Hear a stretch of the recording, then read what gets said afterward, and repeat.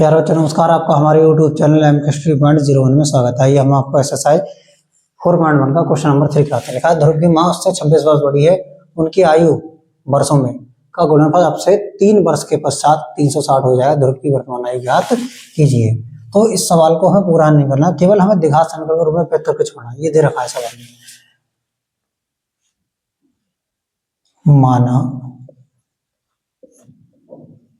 ध्रुव की वर्तमान आयु बराबर x वर्ष,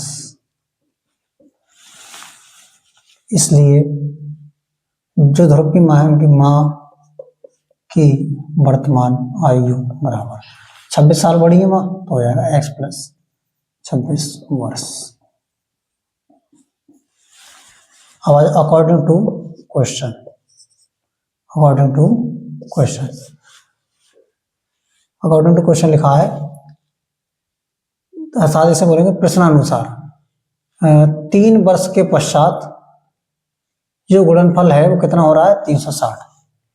तो हम लिखेंगे अभी इतनी है x, ध्रुव की वर्तमान आयु है x, तो 3 वर्ष बाद यानी 3 जुड़ जाएगी। माँ की वर्तमान आयु कितनी है x प्लस 26, तो इसमें भी 3 की वृद्धि हो जाएगी 3 वर्ष बाद, तो दोनों का गुणनफल कितना आएगा 360। ठीक, अब क्या करेंगे, लिखा हमने x प्लस का 3 गुणा x लिखा, और 26 में जब 3 जोड़ेंगे तो कितना आएगा 29 बराबर 360। अब इस x की गुणा हम पूरे से करेंगे, तो x गुणा इससे करेंगे तो आएगा x स्क्वायर, इस x गुणा से करेंगे प्लस का 29x, अब 3 की गुणा इससे करेंगे तो प्लस का 3x, इस गुणा जब इससे करेंगे तो आएगा 3 गुणा 29 से करेंगे तो कितना आएगा 87 यानी 87 बराबर 360। हम लिख दिए एक्स स्क्वायर प्लस का 29x, सॉरी 29 में 3 जोड़ेंगे कितना आ जाएगा 32x प्लस का 87, ये 360 इधर आकर माइनस का हो जाएगा, ये रह जाएगा 0। तो देखें एक्स स्क्वायर प्लस का 32x, अब 360 में से 87 कम कर लीजिए आप, तो यहाँ पर 0 है, मैं लिख के दिखा दे रहा हूँ, यहाँ पर लिखा 360, 87 हमें कम करना है। ढाई लेंगे यहाँ पर 10 हो गए, 10 में से 7 गए 3 बचे, यहाँ रह गए 5, 5 में 8 जाएगा नहीं, ढाई यहाँ से 15 हो गया, 15 में से 8 गए कितने बचे 7 बचे, यहाँ कितना रहेगा 2 यानी 273, तो हमारा रहेगा 273 बराबर 0। हमें इतना ही हल करना था, केवल द्विघात समीकरण के रूप में व्यक्त करना है, यही होगा हमारा आंसर। से नोट कर लीजिए। आइए अब आपको क्वेश्चन नंबर 4 कराते हैं। एक रेलगाड़ी 480 किमी की दूरी समान चाल से तय करती है, यदि इसकी चाल 8 किलोमीटर प्रति घंटा कम होती तो वह उसी दूरी को तय करने में 3 घंटा ज्यादा समय लेती। तो आपको क्या करना है, रेलगाड़ी की चाल ज्ञात करना है। तो हमने डाला सॉल्यूशन, माना रेलगाड़ी की चाल बराबर x किलोमीटर प्रति घंटा, दूरी किलोमीटर में और समय घंटे में, तो हमें चाल मान ली रेलगाड़ी की चाल बराबर x किलोमीटर प्रति घंटा। ठीक, अब क्या करेंगे हम, आ जाएंगे प्रश्न अनुसार। इन्होंने कहा है रेलगाड़ी 480 किलोमीटर दूरी समान चाल से तय करती है, तो हम लिखेंगे 480 किलोमीटर दूरी तय करने में लगा समय हमारा होता है दूरी बटे चाल। दूरी कितनी है, आप दूरी है 480, चाल कितनी है x, तो ये आ गया इतना घंटा। अब हम क्या करते हैं, इन्होंने कहा यदि इसकी चाल 8 किलोमीटर प्रति घंटा कम होती, यदि इसकी मतलब रेलगाड़ी की चाल 8 किलोमीटर प्रति घंटा कम होती तो 480 किमी दूरी तय करने में लगा समय बराबर दूरी बटे चाल, यानी दूरी कितनी है 480 है, मगर चाल पहले कितनी थी x, अब इसमें 8 कम हो गई 8 किलोमीटर, तो होगा x माइनस 8 घंटा। अब आ जाइए आप अकॉर्डिंग टू क्वेश्चन अर्थात प्रश्न अनुसार। क्वेश्चन कह रहा है बेटा, यदि चाल 8 किलोमीटर प्रति घंटा कम होती तो वह 3 घंटा ज्यादा समय लेती, 3 घंटा ज्यादा समय लेती, यानी चाल जो है कम करेंगे, जब चाल कम करेंगे तो रेलगाड़ी हल्के चलेगी तो देर में पहुंचेगी, तो अभी जो देर में पहुंचेगी अभी कितना टाइम लग रहा है, ज्यादा वाला टाइम यही तो हो गया, ज्यादा टाइम हो गया 480 बटे x माइनस 8, ये ज्यादा टाइम है। पहले जब चाल x थी तो कितना कम समय लग रहा था 480 बटे x, यानी ज्यादा वाले में से कम वाले को घटाया तो कितना अंतर आ रहा है ये आपका 3 घंटा, हमने दिया 3, यानी जो अब टाइम जब चाल कम कर दी तो टाइम लग रहा है ज्यादा, और चाल पहले x थी तो टाइम लग रहा था ये, तो हम ज्यादा वाले में से कम टाइम कम करेंगे तो ये तो अंतर कितना आएगा हमारा 3 घंटे का अंतर आएगा। देखिए अब क्या करेंगे, ये लिखा है 480 आप कॉमन ले लो, जब 480 जब कॉमन लेंगे आप तो बचेगा 1 बटा x माइनस 8, यहाँ बचा 1 बटा x बराबर 3। तो क्या करेंगे, ये जो कॉमन दिख रहा है ये गुणा में है, ये कहाँ जाएगा उधर बटे में, इनका लासा ले लो आप, आएगा x माइनस 8 और साथ में क्या x है, इसको x को पहले लिख लो, इसकी गुणा इससे कर दो, इसकी गुणा इससे, तो यहाँ आएगा x और ये ब्रैकेट में क्या आएगा, यहाँ पर ये ब्रैकेट में है, यहाँ जाएगा ब्रैकेट के अंदर x माइनस 8।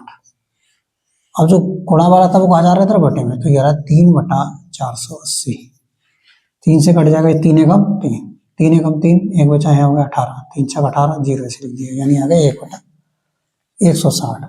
अब यहाँ पर क्या होगा, यहाँ पर जगह कम है, यहाँ लिख दे रहा हूँ मैं, ये होगा x माइनस से जब गुणा होगी तो माइनस का x और माइनस माइनस गुणा प्लस 8 बटे, इनका लासा लिख गया तो इसकी गुणा ऐसे हो जाएगी, लासा जो था इसे गुणा करके लिख लो, x गुणा ऐसे होगी तो x स्क्वायर प्लस x गुणा ऐसे होगी तो माइनस का, सॉरी यहाँ प्लस माइनस की गुणा माइनस आएगी, माइनस का 8x बराबर 1 बटा 160, ये प्लस का ये माइनस का कट गया, ऊपर क्या बचा 8 बटा x स्क्वायर माइनस का 8x बराबर 1 बटा 160। इसकी गुणा आप इससे करेंगे, इसकी गुणा इससे करेंगे, क्रॉस मल्टीप्लिकेशन, ठीक है। तो आप इसकी गुणा जब इससे करें तो जी, तो 8 0 का 0, 8 6 48 के 8 हासिल 4, 8 है 8 8 4 12, यानी 1280 आ गया। इसी गुणा इससे करेंगे आप तो x स्क्वायर माइनस का 8x, अब इसको उठा के उधर ले जाइए आप, यहाँ रह जाएगा 0, x स्क्वायर माइनस का 8x, ये 1280 तो जाकर जाएगा माइनस का 1280। तो हमारे लिए क्या करना था, केवल द्विघात समीकरण बनाना था, हमने दिया इम्प्लाइज x स्क्वायर माइनस का 8x माइनस का 1280 बराबर 0, यही हमारी द्विघात समीकरण आ गई, बस इतना ही हल करना था, इसे नोट कर लीजिए आप। आइए अब आपको एक्सरसाइज 4.1 का 5 क्वेश्चन कराते हैं। एक समकोण त्रिभुज की ऊंचाई, एक समकोण त्रिभुज की ऊंचाई इसके आधार की अपेक्षा 7 कम है, यदि कण की लंबाई 13 सेंटीमीटर हो तो त्रिभुज के आधार ज्ञात करने के लिए समीकरण लिखिए। केवल समीकरण बनाना है आपको, पूरा हल नहीं करना है, ऐसे डायरेक्ट सॉल्यूशन। पहले हम क्या करते हैं, एक समकोण त्रिभुज बना के दिखा देते हैं आपको, जिससे अच्छी तरह से समझ में आए आपको। यह समकोण त्रिभुज, इसका नाम दे दो आप ABC। लिखा है एक समकोण त्रिभुज की ऊंचाई आधार की अपेक्षा 7 कम है, आधार की अपेक्षा 7 कम है, तो हमें आधार मालूम होना चाहिए। माना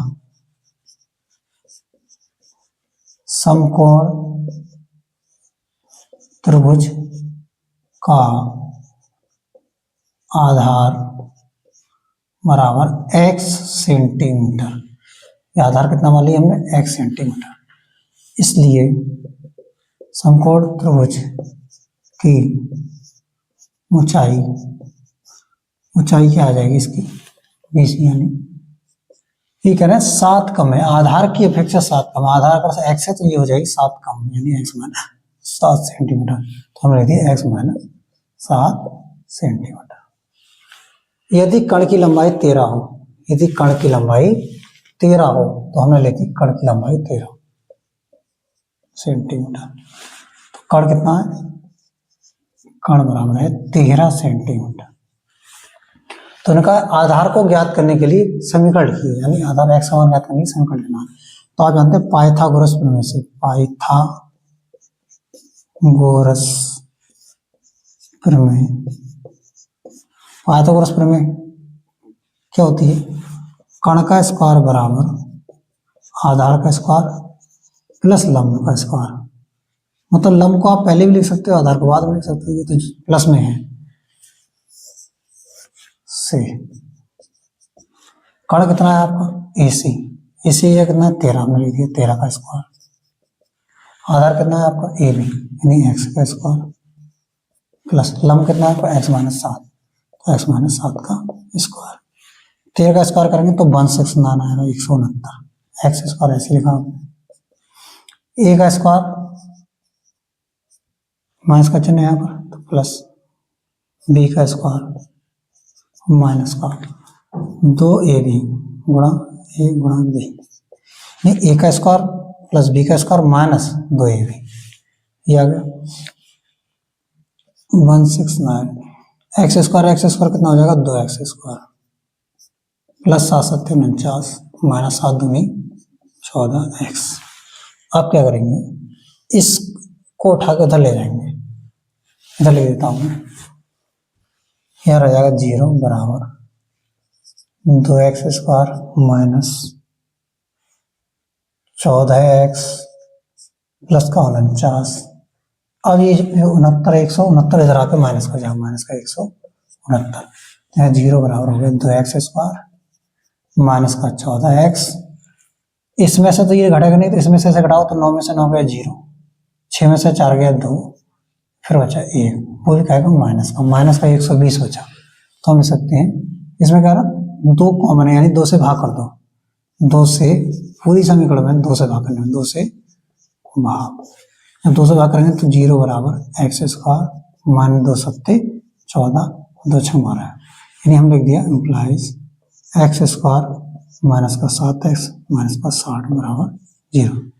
ये इधर कर दी या इधर कर दिया, ये अगर हमारा आंसर, केवल हमें समीकरण बनाना था।